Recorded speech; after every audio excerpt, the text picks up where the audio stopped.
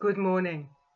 On the 21st Sunday after Trinity, the readings are Isaiah 53, 4 to the end, and Mark 10, 35 to 45. What is the question that we would most dearly like to ask Jesus personally? And if we haven't yet asked in prayer, why not? Because we can ask the Lord anything, anytime, according to his promise to hear. Perhaps you have asked, but not heard an answer yet, or perhaps the answer is not the one you wanted. It's complicated, isn't it? Also, what about the nature of the question? Is it a selfish one, or is it totally free from any ulterior motive? That would be good, wouldn't it? Anyway, Jesus was asked a question in today's reading from Mark's Gospel, and he gives an answer, although it is not one that is easy to accept. So what happened? James and John, the sons of Zebedee, came to Jesus and said to him, "Teacher, we want you to do for us whatever we ask of you."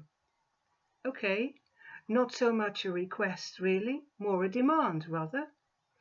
But Jesus is not put off. He just asks them what it is that they want him to do for them. And here it comes. For they said, "Grant us to sit, one at your right hand and one at your left, in your glory." A request that sounds a bit daring, but also a bit flattering. In the same account that appears in Matthew's Gospel, it is the mother of James and John who asks the question, which gives an extra slant to it all. But in Mark we focus on the disciples themselves. And Jesus does not evade the question, nor does he ignore or dismiss the request. He gives an honest answer, saying that they don't know what they are asking. Are they able to drink the cup that he drinks, or be baptized with the baptism that he is baptized with? Their response is courageous, affirming their ability, saying, "We are able."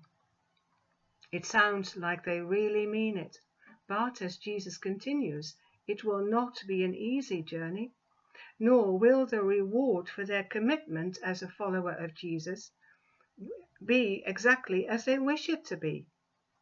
In order to be truly counted as a disciple of Jesus, you must let go of any preconceived idea that you can earn a reward.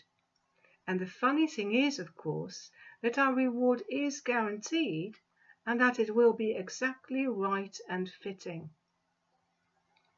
I have sometimes wondered who would sit at Jesus' right and left in his glory.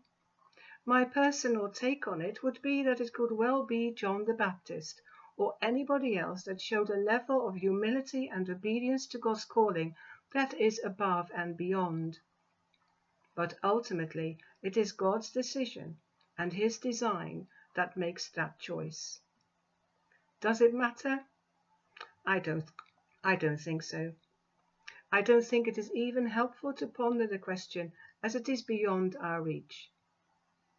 And thankfully it is so, for it helps us not to be taken captive to the wrong kind of thinking.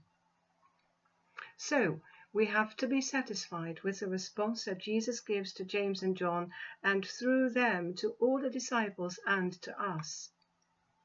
To sit at my right hand or at my left is not mine to grant, but it is for those for whom it has been prepared.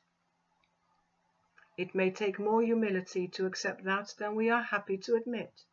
And in any case, true humility, the one that accepts that we are fallen human beings and saved only by God's grace, is often only obtained through stumbling and making mistakes, not by being what we might call great. It is certainly not the humility that Uriah Heep claimed to possess in the story of David Copperfield. Look it up if you have forgotten. Rather, it is the kind that wholeheartedly sees themselves as a servant, not a master, and that is reflected in Jesus himself, who said, "For the Son of Man came not to be served, but to serve, and to give his life a ransom for many."